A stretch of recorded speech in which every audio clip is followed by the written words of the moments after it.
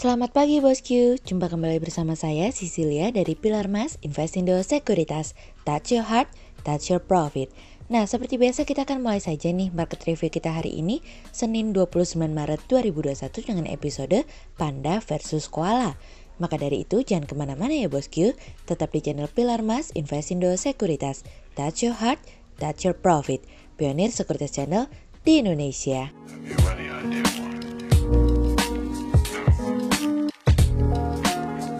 Seperti biasa kita akan mulai dari Global Economics Calendar. Ada berita dari US Wholesale Inventories month-on-month yang naik dari sebelumnya 1,4% menjadi 0,5%. Kemudian ada dari US Personal Income yang turun dari sebelumnya 10,1% menjadi minus 7,1%. Kemudian ada dari US Personal Spending yang turun dari sebelumnya 3,4% menjadi minus 1%. Kemudian kita beralih ke Corporate News. Ada berita dari PT Krakatau Steel Tbk atau KRES yang memperluas fasilitas pabrik baja lembaran panas atau hot strip mill HSM2 dengan rencana investasi sebesar 521 juta US dollar dari kontan.go.id. Kemudian ada dari PT Bara Multi Sukses Sarana Tbk atau BSSR yang membukukan laba bersih sebesar 30,52 juta US dollar pada tahun 2020 dari Equiplus.info. Kemudian ada dari PT Mitra Bara Adi Perdana Tbk atau MBAP yang di sepanjang tahun 2020 mencatat total pendapatan sebesar 201,2 juta US dollar atau turun dibanding tahun 2019 yang sebesar 260,8 juta US dollar dari iqplus.info. Kemudian pada perdagangan hari Jumat tanggal 26 Maret 2021, IHSG ditutup menguat sebesar 72 poin atau 1,19% ke level 6.195. Sektor pertambangan, aneka industri perkebunan, infrastruktur, properti, keuangan, perdagangan, industri dasar, industri konsumsi bergerak positif dan menjadi kontributor pada kenaikan IHSG. Sementara investor asing mencatatkan pembelian bersih sebesar 294 miliar rupiah. Kemudian kita akan masuk ke market review kita hari ini. Cerita hari ini akan kita awali dari Panda versus Koala. Cina pada akhirnya resmi memberlakukan tarif lebih dari 200% untuk produk anggur dari Australia selama 5 tahun. Impor produk anggur dari Australia akan dikenakan pungutan anti-dumping antara 116,2% hingga 218,4% yang akan berlaku pada 28 Maret 2021. Hal tersebut disampaikan oleh Menteri Perdagangan Cina dalam sebuah surat keputusan akhir pada hari Jumat lalu. Pembuat anggur terbesar dari Australia, Penfolds, juga terkena tarif sebesar 175,6%. Kisruh antara Cina dan Australia semua bermula dari respon keras Australia yang menginginkan adanya penyelidikan terhadap asal mula virus corona yang ada di Wuhan. Namun Cina tidak terima hal tersebut dan menggunakan kekuatannya melalui perdagangan dengan Australia karena Cina tahu perdagangan Australia bergantung dengan Cina. Oleh sebab itu Cina menekan Australia dengan memberlakukan berbagai tarif mulai dari daging sapi, anggur hingga batu bara dan lobster yang enak pun menjadi korban. Tidak hanya itu saja, Cina murka karena Canberra menolak proyek infrastruktur 5G buatan Cina sehingga membuat Cina semakin marah padahal Cina sudah sangat baik kepada Australia. Dan Tehan Menteri Perdagangan, Pariwisata dan Investasi Australia mengatakan bahwa hal tersebut merupakan sesuatu yang mengecewakan dan sama sekali tidak dapat dibenarkan.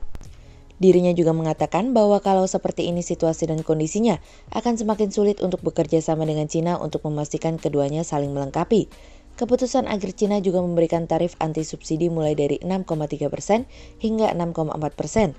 Kementerian Cina sendiri memutuskan untuk tidak mengenakannya untuk menghindari pajak berganda. Cina merupakan pembeli utama anggur Australia dulu dengan total hampir 1 miliar dolar pada tahun 2019 dan memberikan kontribusi sebesar 40%. Sebagai informasi nih bosku, total perdagangan antara Australia dengan Cina hingga 177 juta dolar, disusul dengan Jepang di tempat kedua dan Amerika di tempat ketiga. Dan pada total transaksi perdagangan antara Australia dengan Cina, Australia mencatatkan surplus sebesar 61 juta dolar. Oleh sebab itu kami berharap di tengah masa pemulihan Australia juga dapat bersabar untuk mengambil hati Cina untuk dapat melewati fase pemulihan dengan baik. Pemerintahan Australia pada akhirnya menutup program subsidi gaji atau yang kita kenal dengan JobKeeper pada minggu kemarin. Namun permasalahannya adalah Kementerian Keuangan mengatakan bahwa apabila program tersebut dihentikan maka akan ada 150.000 pekerjaan akan hilang, ditambah dengan beberapa perusahaan mungkin akan mengalami kebangkrutan tanpa dukungan dari pemerintah. Kekhawatiran lainnya adalah penghentian program tersebut berpotensi untuk menambah jumlah pengangguran yang sudah mengalami penurunan hingga 5,8% pada bulan Februari dari sebelumnya 7,5%. Penghentian program tersebut dikhawatirkan akan mendorong pengangguran untuk mengalami kenaikan hingga 7%. Program tersebut hingga terakhir telah mengantarkan sekitar 1,1 juta masyarakat untuk masih tetap bekerja.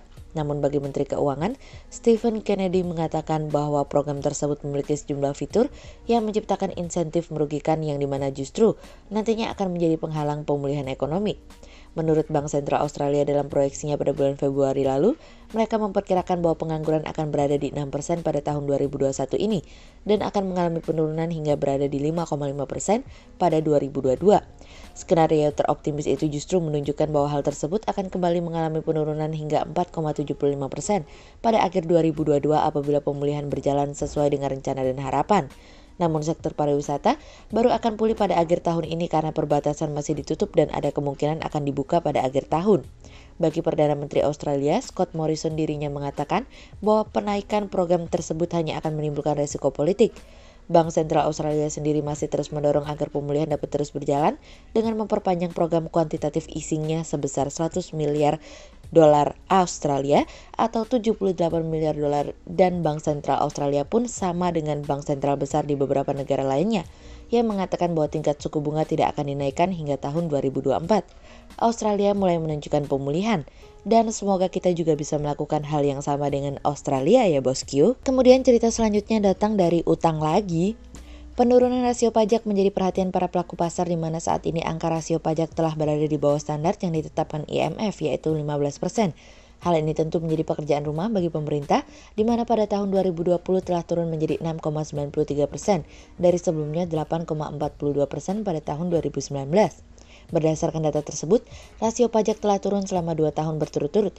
Dengan begitu turunnya rasio pajak berpotensi akan menambah pembiayaan APBN di mana pemerintah akan kembali menerbitkan utang guna menutupi dan mampu membiayai APBN di tahun 2021. Jika mengacu pada rasio pajak di negara ASEAN, Indonesia saat ini berada di bawah Thailand 17,5% dan Filipina 18,2%. Sesuai Undang-Undang Nomor 39/2007, cukai adalah pungutan negara yang dikenakan terhadap barang-barang tertentu yang mempunyai karakteristik konsumsinya perlu dikendalikan, peredarannya perlu diawasi, pemakaiannya dapat menimbulkan dampak negatif bagi masyarakat atau lingkungan hidup, atau pemakaiannya perlu pembebanan pungutan negara demi keadilan dan keseimbangan. Saat ini cukai dikenakan terhadap etil alkohol, minuman yang mengandung etil alkohol, dan hasil tembakau. Realisasi penerimaannya terus meningkat setiap tahunnya dari 66,2 triliun rupiah pada 2010 mengalami kenaikan menjadi 172,4 triliun rupiah pada 2019. Dalam 10 tahun terakhir, cukai menyumbang rata-rata 10,5% terhadap penerimaan perpajakan atau 1,14% terhadap PDB. Dengan hanya 3 objek, Indonesia termasuk negara yang sangat sedikit objek cukainya.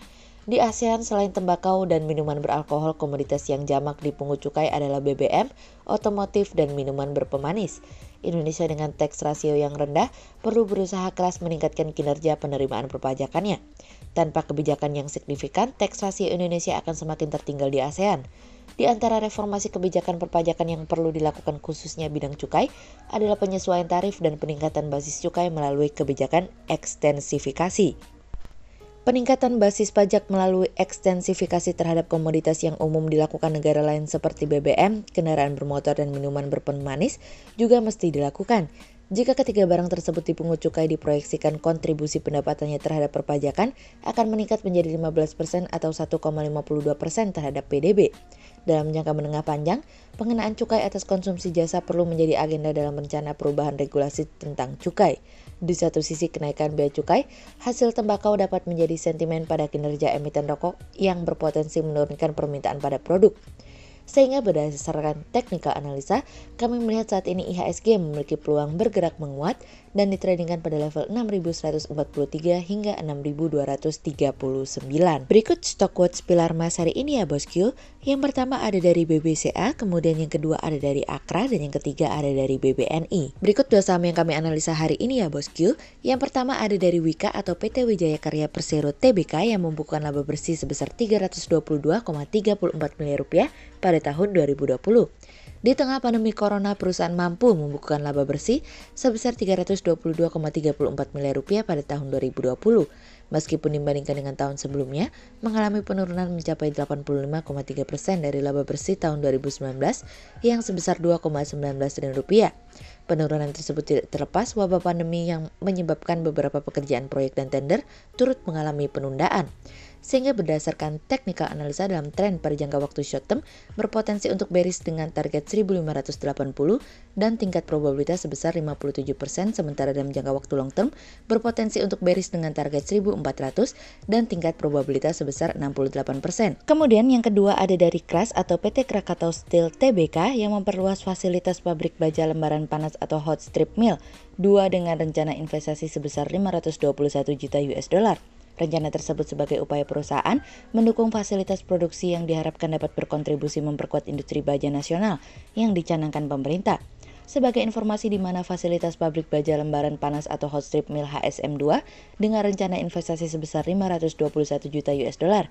Adapun kapasitas produksi di tahap pertama sebesar 1,5 juta ton hot rolled coil atau HRC per tahun. Untuk tahap selanjutnya ditargetkan meningkat menjadi 4 juta ton HRC per tahun, sehingga berdasarkan technical analisa dalam tren pada jangka waktu short term berpotensi untuk bearish dengan target 590 dan tingkat probabilitas sebesar 52%, sementara dalam jangka waktu long term berpotensi untuk bearish dengan target 515 dan tingkat probabilitas sebesar 38%. Berikut kami akan menampilkan 40 saham pilihan dari Pilar Mas.